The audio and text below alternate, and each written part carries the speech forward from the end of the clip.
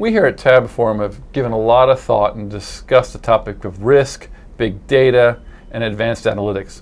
Today I'm joined by Denny Yu from Numerix, and I want to talk about putting those things into operational use. And I really want to talk about the new methodologies around stress tests.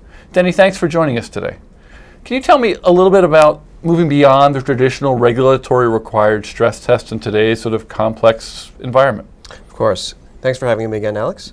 So when we talk about stress testing today, we know that a lot of banks are mandated under regulatory requirements to produce stress tests for the Fed under SCAP, CCAR, and CAPPR. But what we're talking about really when we're talking about going beyond regulatory stress testing is creating insight from frameworks that allow us to really get at the underlying risk factors to the portfolios as well as the underlying trades, where the risk concentrations are essentially in terms of where do we want to mitigate risk with hedges. And when we talk about robust stress testing, we're not talking about running a spreadsheet, which is looking at one trade at a time. We're really talking about looking across the enterprise, whether you're a buy-side or sell-side institution. So you're basically talking about creating a mechanism within these institutions that can do this in an automated fashion? Is that what I'm getting at? Is that what you're getting at? Very much an automated fashion that allows you the flexibility to create new scenarios on the fly and then run them on the fly. Today, what we see when we speak with a lot of different participants is it's very much a spreadsheet exercise. Every time management wants to run a enterprise level stress test, it's a fire drill, and it can take weeks to really produce final numbers, at which point the market has shifted. Yeah, I had heard a fact that a regulatory sort of mandated stress test for a large institution could take hundreds of thousands of man hours. I assume what you're trying to get people to do is move beyond that manual process and start moving into an automated process where they can then take those outputs and do what with them?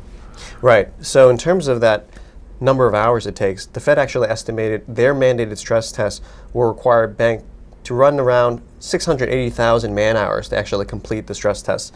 And what we're talking about is moving that from typically a 3 to 4 month manual exercise to a daily ability to implement new scenarios. And that requires actually some technology infrastructure to automate that process and join all the disparate data together. Now, is this only for large sort of sell-side institutions that are maybe or banks that are sort of regulated by the Fed or other sort of national entities, or is this something for more of the mid-tier sell-side or possibly even the larger buy-side folks?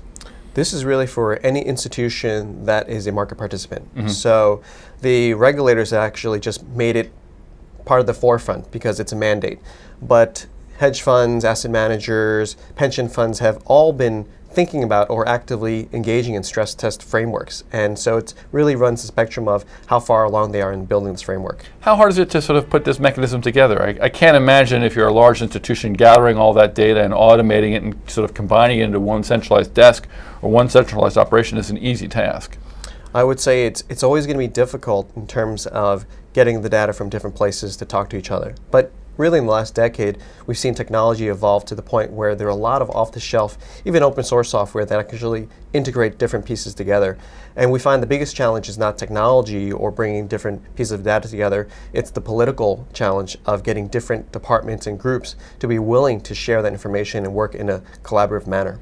So let's say I'm interested in trying to do this. What are the benefits? I mean, I know the costs. We've talked about sort of what's involved. Why should I do it? What drives me as an institution? If I'm not mandated by the Fed, why should I even go down this path? Sure, I'll give you a perfect example. When the Lehman crisis happened, every institution that had some exposure to Lehman asked the same question. It was, how much do I have against or for Lehman? And that became phone calls, faxes, emails to gather that information.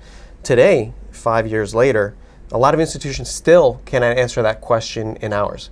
And that's one of the big benefits of having this framework. If you have a robust stress testing framework, it actually implies that you have the ability to look at data across the organization.